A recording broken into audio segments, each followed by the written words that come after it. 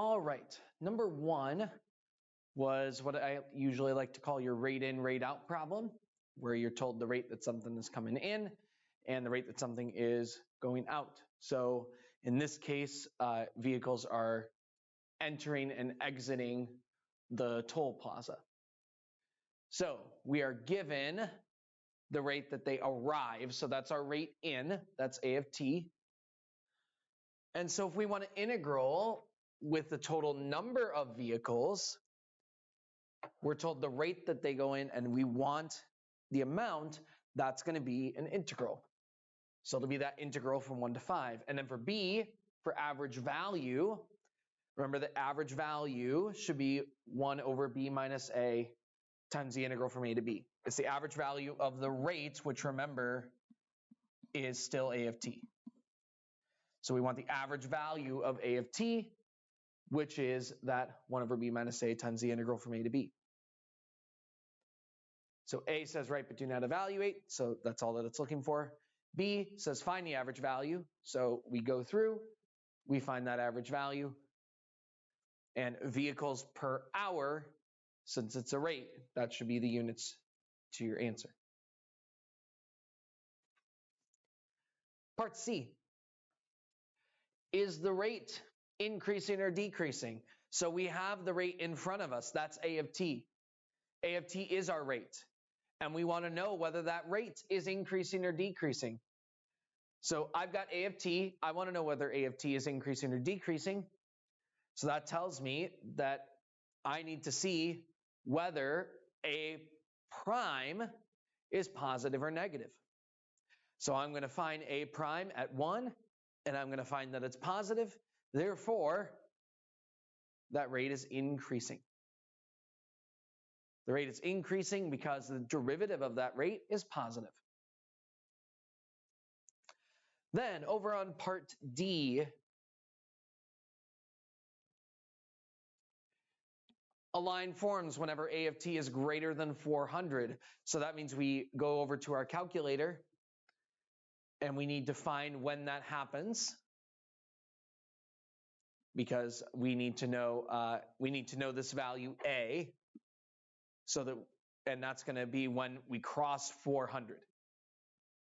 So that's when the line starts to form. And then it's going to be A of x minus 400. And that's number of vehicles in line. So to the nearest whole number, find the greatest number of vehicles. Greatest number, that means we're looking for a maximum of this function. So our 2 points when A of t is 400, we're going to use both of these, 1.469, 598. So the first of those points, 1.469, that's our coordinate for A. That's when the line starts to form, because that's when the function crosses 400 for the first time. Therefore, that function is the integral from 1.469 to t. So we want to know when that has a maximum. So that's when the derivative changes from positive to negative. Well, the derivative is A of x minus 400. So we want to know when A minus 400 is 0, which is at that second coordinate we found, the 3.598. So that equals 0 at 3.598. And then we'll check our endpoints. At 1.469, there's no one in line. And then we can check our endpoint of 4 and verify that, yes, there are more people in line at that 3.598 than there is at the other endpoint of 4. Therefore, there's 71 vehicles in line. And just to remind you, that would be, to find this value, it would be the integral from the 1.469 to 3.598 of n of t. So in other words, it would be n of t at this point. So that would be of A of x minus 400 dx, which would give you this value. And then same thing, except from 1.469 to 4 to figure out the 62.338. That's all calculator work. But the overall idea is you're looking for a maximum. So let's find when the derivative is 0 and changes from positive to negative. Compare it with your endpoints.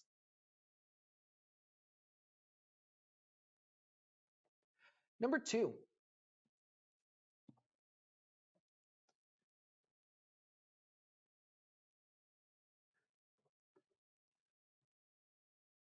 Number 2 talks through areas and volumes and also throws a related rates question in there. So we'll start with part A, where we have these two functions, and hopefully, judging by what you know about what these f and g look like, you should be able to look at this and see that the top function is f, and the bottom function here is g, because that's your shape of the natural log, and that's your shape of a quartic of an x to the fourth. So area of the region, well, it should be top curve minus the bottom curve. So top curve is f of x, bottom curve is g of x. So our integral, so I drew it here. Our integral should be f of x minus g of x, top curve minus bottom curve. And it should go from -2 to the 0.782, which the question called b, that capital B. So that's what I'm going to call it for the rest of the problem. And I found those intersection points in the calculator. And again, top curve minus bottom curve to get the integral. Over in part B, h of x is the vertical distance between the graphs of f and g. So if we want the vertical distance between these two graphs, then what we need to come up with, vertical distance here, well, that distance, we would just take the y-coordinate at f and subtract the y-coordinate at g. And so that's still just f of x minus g of x. That's still just top curve minus bottom curve. And once again, we're being asked, is h increasing or decreasing? So here's h. If I want to know whether it's increasing or decreasing, well, let's take the derivative and find whether it's positive or negative. And in this case, h prime is a negative, which means that h is decreasing at -0.5.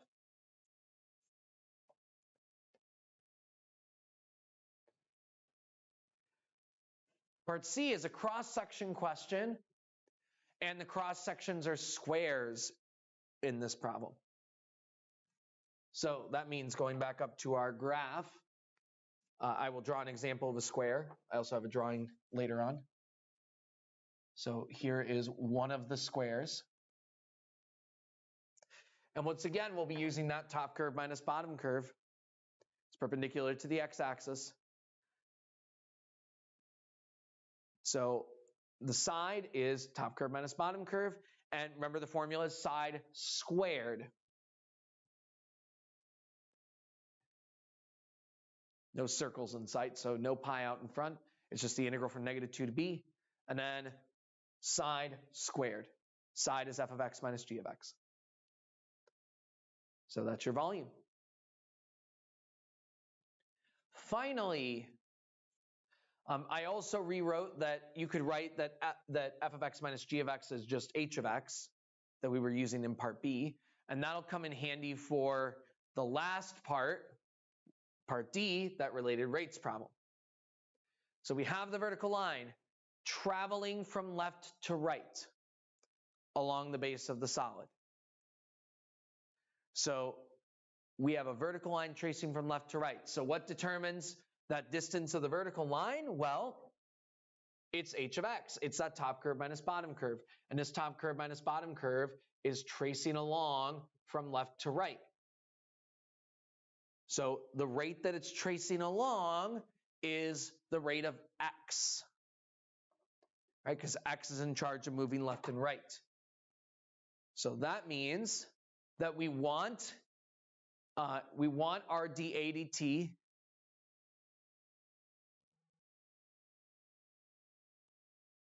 because it asks for the rate of change of the area of the cross section that we talked about earlier in part C. And we're told dx dt, the 7 is moving from left to right, so that's a positive change. So dx dt is positive, and it's moving along the x-axis, so dx dt. Well, area we decided earlier was h of x squared, because that was f minus g. So h of x squared, and we're looking at negative 0.5. Well, h of negative 0.5 is 1.104. H prime of negative 0.5 we already found in part B. And we're going to need them both because of the chain rule. It's 2 times h of x times the derivative of the inside part. Derivative of h is h prime. And for the related rates part, we took that derivative with x. And so we needed dx dt to complete that chain rule. So that's dA dt on the left side, and then our derivative of h of x squared with the dx dt included.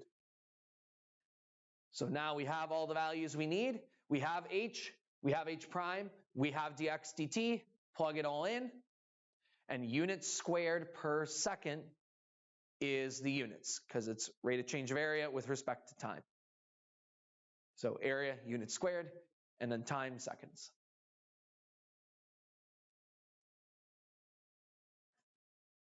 And that is your calculator section. Over to the non-calculator section, we have a graph question. So when we look at these graph questions, we want to make sure we write down our starting condition here, f of 4 equals 3, and make sure that we know we're looking at the graph of f prime. So this is the derivative.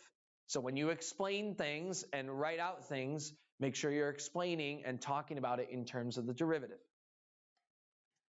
So we want f of 0 and we want f of 5. That means we're going to need some areas. So we're going to need to calculate this area, which is just a semicircle.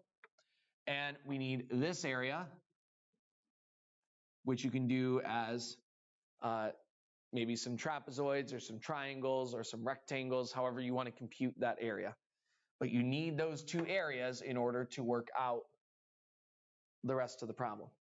Now for f of 5, we're only going to go up to 5. So it's just going to be this little triangle here. And then for f of 0, we're going to need the semicircle. So here we go. I went ahead and calculated those areas. And since f of 4 was 3, then this is that's the function, f of x, that will make f of 4 equal 3. Because then if I put 4 into here, I have the integral from 4 to 4, and that's 0. So that controls what the integral is.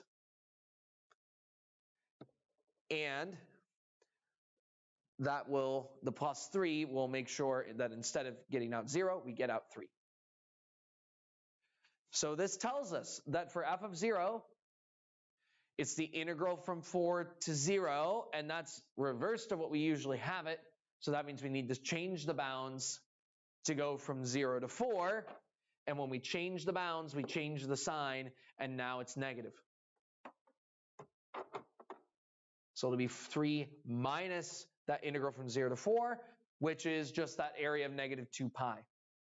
So 3 plus 2 pi is where we started. Another way you can think of it is we start at the point, we need to go down and hit 3. And how much did we go down? We went down 2 pi. So we must have started 2 pi up from 3 so that when we hit 4, we wind up at 3. So at 0 must have been 3 plus 2 pi so that when we go down 2 pi, we end up at 3 by the time we hit 4. And then f of 5 is much simpler. Integral from 4 to 5, which we already decided was 1/2. It's the area of that little triangle. Plus 3, because we started at 3, gives us 7/2. So that's f of 0 and f of 5. Part B. Points of inflection. When do we have a point of inflection? Well, we need the second derivative to equal 0 and change sign. So that means on the first derivative, if we want a point of inflection, we want to look for when that first derivative has a maximum or a minimum, which is at x equals 6 and x equals 2. So here's the maximum happening at x equals 6. Here's the minimum happening at x equals 2. And notice I explained it in terms of f prime, the graph that they gave you. Then over in part C, we're being asked, where are we decreasing? So G is decreasing. I always like to write the explanation first. G is decreasing where G prime is negative. So that's the first thing I write. And so I know now that I'm looking for when G prime is negative. Well, what is G prime? Well, it'll be f prime minus derivative of x is 1. So it'll be f prime of x minus 1, which means that G prime is decreasing when f prime is less than 1. Right? So that if I put something in here less than 1 and I subtract 1, that's going to make it negative. And that happens from 0 to 5. If you look up at this graph, f prime is less than 1 from 0 to 5. That threshold of 1 there. Finally, for that function g, find the absolute minimum value. Find the absolute minimum. So we want a minimum. Minimum happens when g prime is 0 and changes from negative to positive. So I'm writing that down first as my explanation. And that happens at x equals 5. Because that's where f prime is 1. In order for g prime to equal 0, f prime has to equal 1. And you can see that here. If I set this equal to 0, I would need to add 1 to both sides. So really, I'm looking for when f prime is 1. I look up the graph. That happens at 5. And we do indeed change from negative to positive at that point. So compare your endpoints. And luckily, we did most of the heavy lifting for this already in part A.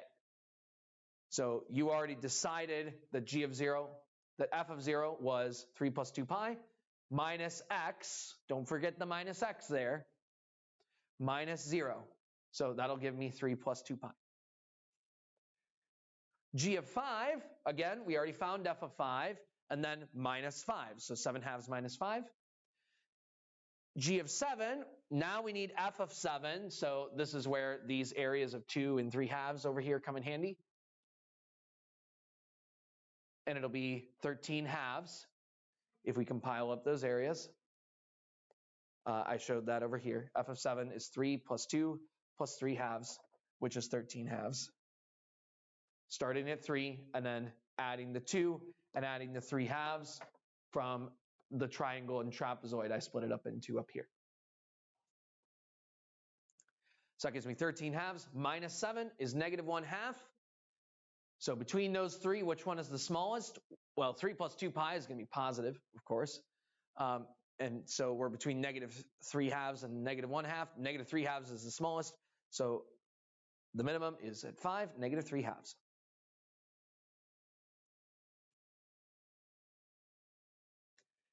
Next one, number 4.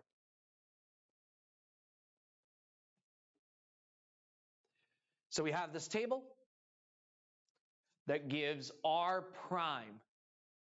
So we want to be careful that we have r prime sitting in front of us. So approximate r double prime using average rate of change of r prime. So we know average rate of change. Average rate of change should be f of b minus f of a over b minus a. So in this case, r prime of 10 minus r prime of 7 over 10 minus 7. And we're using 7 and 10 because those are the closest points to 8.5.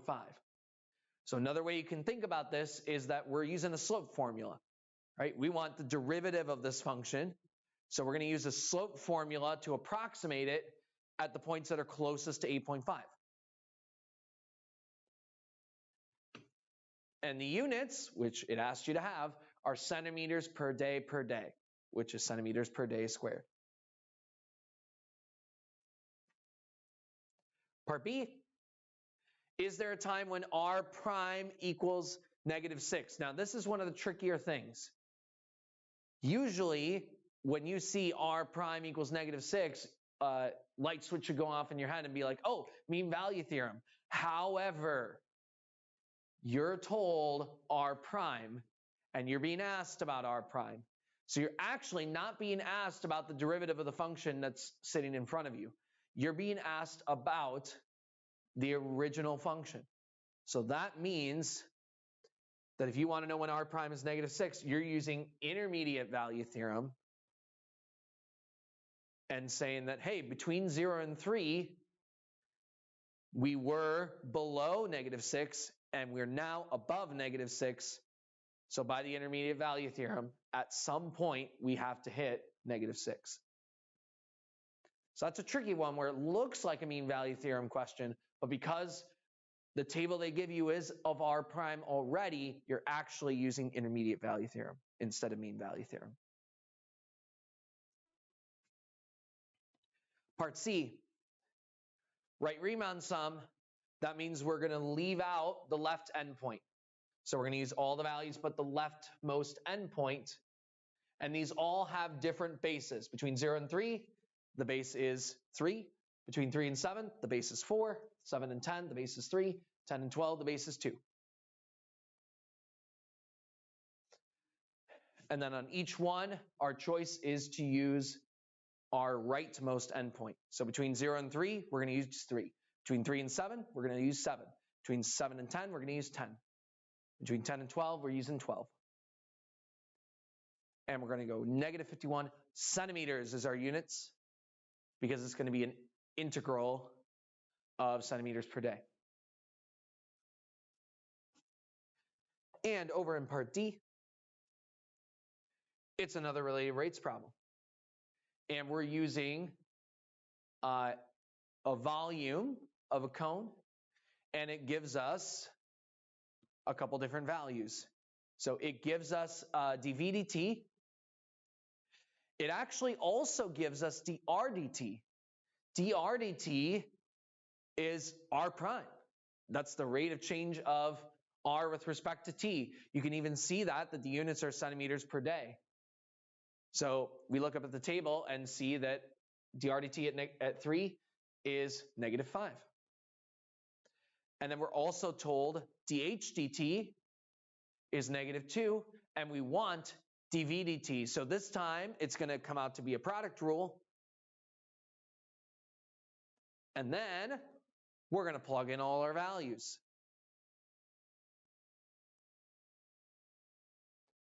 So we were told all these values, and now we're just working through the arithmetic, simplifying our fractions, combining order of operations, and centimeters cubed per day, right? Rate of change of volume with respect to time. And it is going down, and that should make sense because dr dt is negative and dH dt is negative, so that means that both the radius and the height of this cone are going down, so the volume should be going down and shrinking. That should make sense.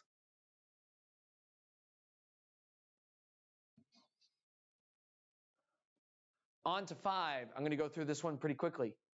Slope field, make sure it goes through that 0.12. So the slope field should look something like this if you're tracing it out along the slopes. It also tells you that f of 1 equals 2, which we're going to need in just a second.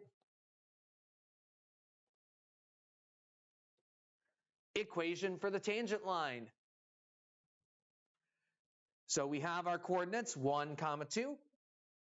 So our equation for the tangent line is going to be we need our slope. So we have dy dx. Let's plug in 1 for x and 2 for y to give us dy dx.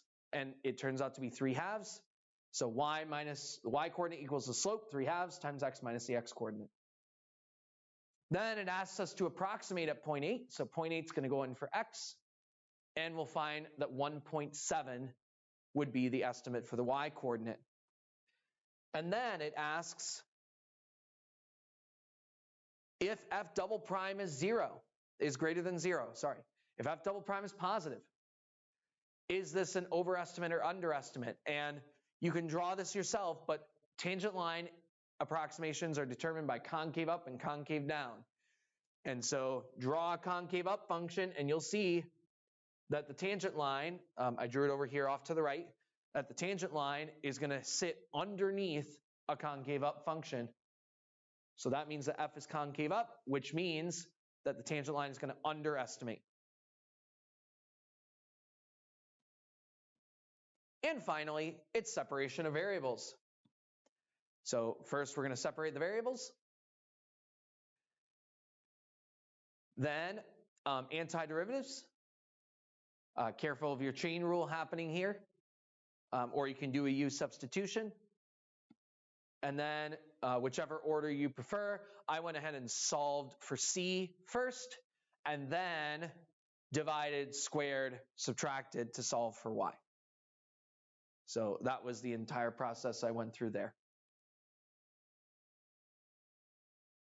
I'll pause here for a moment to let you see the work. But again, separate the variables, antiderivative with your plus C, plug in the point they gave you, 1 for x, 2 for y, solve for C, and then solve for y, get y by itself. Remember, the majority of the points come from getting up to this point right here, because a lot of the rest of it is algebra, and they want to know your calculus knowledge. Last question. It's a particle question. So it gives you the position of P and the velocity of Q. So make sure you keep straight that one is position and one is velocity. So part A. Part A asks for you to find a velocity. Easiest point that you've ever seen, as long as you remember your chain rule. Velocity is the derivative of position. So take your derivative. Remember your chain rule. Derivative of negative t is -1. So that is your velocity. Then it wants acceleration of q. And since it gives you velocity at q, to get acceleration at q, you're going to take the derivative. And then it asks you to decide whether the speed is decreasing. And we find that the speed is decreasing because for -2 over t cubed, when t is greater than 0, so a positive number for t, velocity is going to be positive, which is up here, 1 over t squared. And then acceleration is going to be negative, no matter what positive number I plug in for t. Therefore, the speed is decreasing if velocity is positive and acceleration is negative. They have different signs. Then, for part C, find position. Position of the particle? Well, we have velocity of q, so we want position of q. So we're going to take the antiderivative, and then we're told in the stem of the problem, at the beginning of the problem, that when we plug in 1, we get out 2. So we're going to plug in 1 for t, we're going to get out q, or we're going to get out position of 2, and then we're going to solve for c, and that will be our position function. So it'll be -1 over t plus 3. Remember that in overall on this, to treat this, the 1 over t squared, as t to the -2. Then finally, for part D, we're asking as t approaches infinity. So this is a limit question. As t gets really, really big, which particle would be further away from the origin? So we have these two functions, and we're going to look at their limits as we approach infinity. So we were given one of the positions, and as this limit goes to positive infinity, it'll be e to the negative t, and e to the negative t, if I plug in a really big number, that'll make e to the negative t get really small, closer and closer to 0. So that'll make the limit 6. Over here, if I plug in a really big number, it'll be -1 over a really big number, and that gives me 3 as the limit for q, because this the first part will go off to 0, leaving just the 3. So p is going to be further away from the origin because p was going to 6 and q was going to 3. So that is your idea of a limit as we go off to infinity on that last part. And those are your free responses.